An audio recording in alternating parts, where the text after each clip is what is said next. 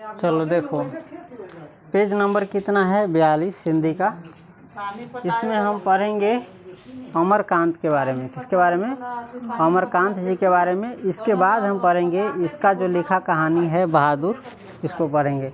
लेकिन इनसे पहले हम इसको पढ़ेंगे क्योंकि ऑब्जेक्टिव इसी में से ज़्यादा आता है। चलो, तो देख सकता है हिंदी के किताब में अपने लाइन कहाँ शुरू हो रहा है। हिंदी के सशक्त कथाकार अमरकांत का जन्म, ये हम पढ़ रहे हैं हिंदी अमरकांत के बारे में, ठीक है। हिंदी के सशक्त कथाकार अमरकांत का जन्म जुलाई 1925 ईस्वी में नागरा बलिया उत्तर प्रदेश में हुआ था। अमरकांत का जन्म कब हुआ था? जुलाई 1925 में। याद रखना, हम ऐसे पढ़ा देते तो मन में याद रखना और किताब का सहारा लेना। अमरकांत का जन्म कब हुआ? जुलाई 1925 ईस्वी में, यानी जुलाई 1925 में। जुलाई जन्म करता है जुलाई के महीना में। कहाँ हुआ? नागरा में। कौन सी? नागरा बलिया एवं जिला पड़ता है उत्तर प्रदेश में, यहीं पर हुआ था। अमरकांत जी का जन्म कहाँ हुआ था? जुलाई कहाँ हुआ था? नागरा में। कब बता दिए?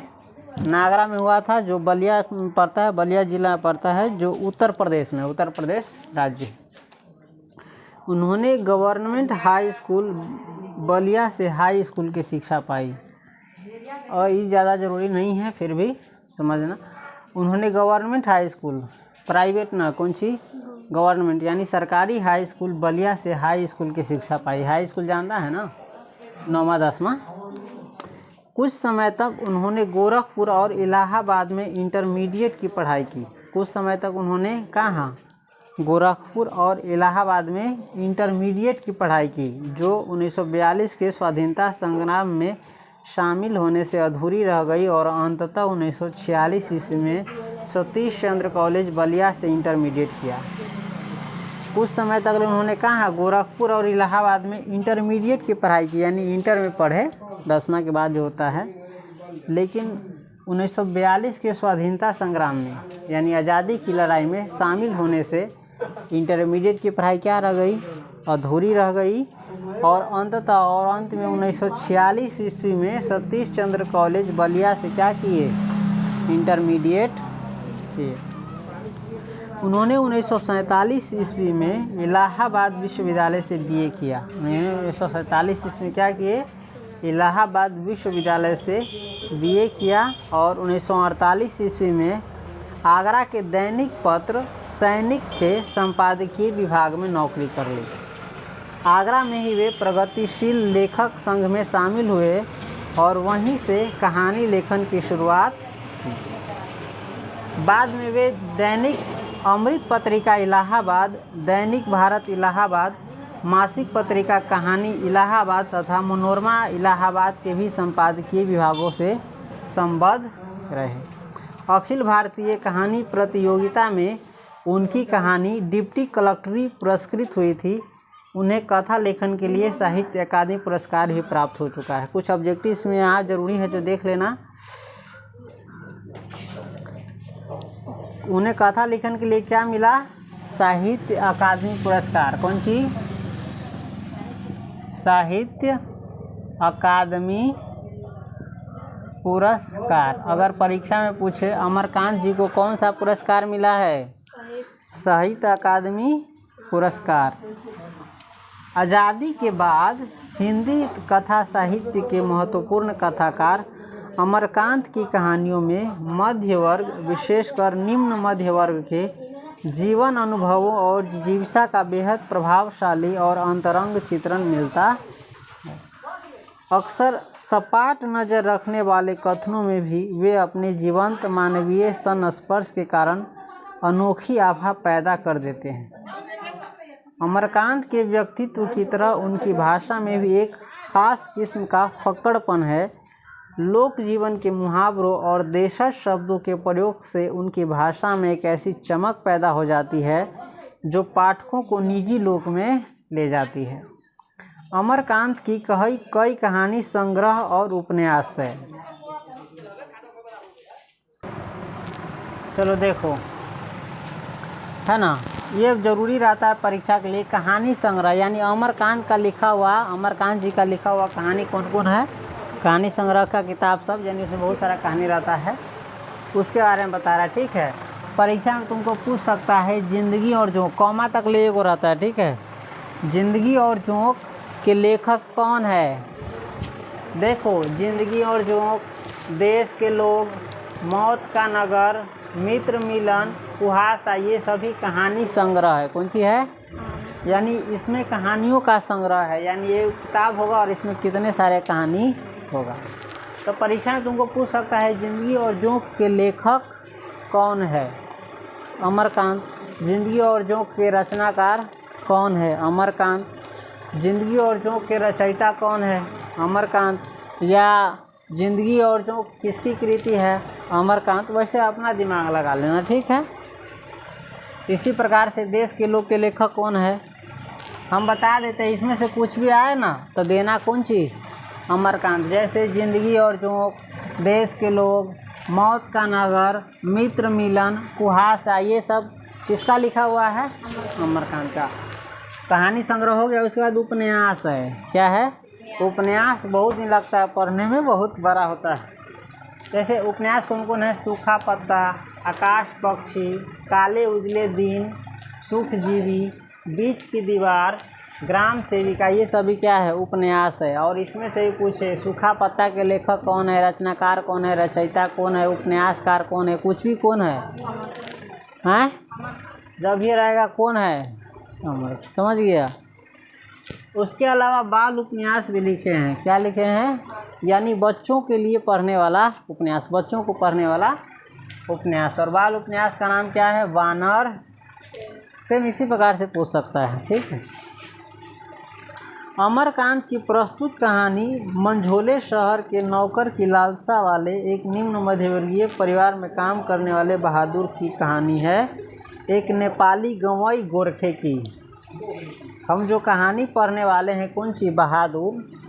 क्या है, इस कहानी में मंझोले शहर के, कौन शहर के, मंझोले शहर के नौकर की, कौन सी, नौकर की लालसा रखने वाले, यानी मंझोला शहर के कोई आदमी जरा लालसा रही कि हम नौकर रखबे। ठीक हो, लालसा वाले एक निम्न मध्यवर्गीय परिवार में, कौन सी, निम्न मध्यवर्गीय, न ज़्यादा धनिक रहे ना ज़्यादा गरीब रहे, वैसन परिवार में काम करने वाले बहादुर की कहानी है। बहादुर क्या है, वो नौकर को कहा जा रहा है, नौकर का नाम है, और यही काम करते हैं कौन सी, मंझोले शहर के जो नौकर की वो लालसा रखने वाले थे उसमें। और ये कौन है, बहादुर कौन है, एक नेपाली गंवई गोरखे की, एगो नेपाली गंवई गोरखा है। कौन है, गांव के गोरखा। गोरखा यानी गोरखा ना, उजरका ना, गोरखा एगो अथी है, समुदाय, समझ गए, जेना अपनी के बनिया समुदाय हो चाहे महतो हो, किसने गोरखा समुदाय। परिवार का नौकरी पेशा मुखिया तटस्थ स्वर में बहादुर के आने और अपने स्वच्छंद निश्चल स्वभाव की आत्मीयता के साथ नौकर के रूप में अपनी सेवाएं देने के बाद एक दिन स्वभाव की उसी स्वच्छंदता के साथ हर हृदय में कसकती हुई अंतर्व्यथा देकर चले जाने की कहानी कहता है। परिवार का नौकरी पेशा मुखिया तटस्थ स्वर में किसके साथ, बहादुर के आने और अपने स्वच्छंद निश्चल स्वभाव की आत्मीयता के साथ नौकर के रूप में अपनी सेवा देने के बाद, बहादुर नौकर के रूप में सेवा देने के बाद एक दिन स्वभाव से भोला आदमी था, उसी स्वभाव की उसी स्वच्छंदता के साथ हर हृदय में, यानी उस घर के जितने भी व्यक्ति थे उस सबके हृदय में कसकती अंतर्व्यथा, यानी जे दर्द कसक दै छै, अंदर तकलीफ दै छै, उसन कसकती अंतर्व्यथा देकर चले जाने की कहानी। अच्छा, यानी बहादुर नौकर के रूप में किसी घर में आता है, उसमें बहुत बढ़िया से अपनी सेवा देता है, यानी सबका देखभाल सेवा संगीरा करता है, पूरे घर का ध्यान रखता है, और एक दिन चला जाता है सबके मन में एक प्रकार का दुख देकर। दुख क्यों होता है मालूम, उसके साथ गलत व्यवहार होता है, मारता है, पीटता है, धीरे धीरे सब हाथ छोड़ने लगता है, इल्ज़ाम लगाने लगता है, जिसके कारण वो क्या हो जाता है, कभी वो गलत काम नहीं किया रहता है, चोरी चकारी चाहे कोई चीज़, लेकिन उस पर इल्ज़ाम लगता है, नाम लगता है, तो क्या करता है वो सभी दुख के कारण क्या होता है, एक दिन जेकरा पर कहियो हाथ न उठेले रही से हाथ उठा दिलकै, क्या हो, के कारण ही नौकरी करनाई छोड़ के फिर वो चले कैला चल गई। एक बारे में आगे बताबो करबो। ई ससुरा भैंसी चरावित रहे धिया पुता में, आ वही भैंसी के एकर माई बहुत प्यार करित रहे, तो एकरा जलन होइत रही। ठीक हो, तो वो भैंसी के एक दिन बड़ी मार तो हरियर हरियर घास चरनाई छोड़ के और ओकरा माई के पास चले। तो ओकरा माई सोच के देख हरा भरा घास छोड़ के चरनाई छोड़ के हमारा पास दौड़ल दौड़ल कैला आते। अब बस ये बहादुरी जे एकरा तो ये गेले ओकरा बहुत मार भैंसी के सब कसर एकरा पर निकाल दै छै। उ रात जंगले में गुजारल अधरतिया में, चाहे भोरवा होती तनका तो घरे चुपके चुपके अल कुछ ले लो या घरे से भाग गई। तू घरे से भाग गए अधर में कहेंगे सब, समझ गया। लेखक घर के भीतर और बाहर के यथार्थ को बिना बनाई संवारी सहज परिपक्व भाषा में पूरी कहानी बयान करता है। लेखक जो है ना घर के भीतर की और बाहर के जो सच है यथार्थ है उसको बिना अपना मन से बढ़ा चढ़ा के अपना मन से बना उना के जो आदमी बोलित रहे ओना न करके एकदम पूरा परिपक्व भाषा में जो सही है उस भाषा में क्या करता है कहानी बयान करता है। जैसे अभी के आदमी का लक्षण है कुछ भी कहेगा ना मैं अपना मन से बहुत चीज़ बना उना के, जैसे दूसरे के बारे में हिनाई करना रहेगा तो जो नहीं भी होगा वो चीज़ बोल करके, चाहे कोई सामान्य बेचता है जो खास हो तो उसमें नहीं रहेगा वो बोल देगा, है ना। अपना मन से में बहुत ज़्यादा चीज़ कभी कर दे बना दे। हिंदी कहानी में एक नए नायक को यह कहानी प्रतिष्ठित करती है। थोड़ा संक्षेप में देख लेते हैं। बहादुर का जन्म कब हुआ? जुलाई 1925 ईस्वी को। कहाँ हुआ? नागरा में। नागरा कहाँ पड़ता है? बलिया जिला में, जो उत्तर प्रदेश में है। इसको कौन सा पुरस्कार मिला? साहित्य अकादमी पुरस्कार मिला, समझ गया।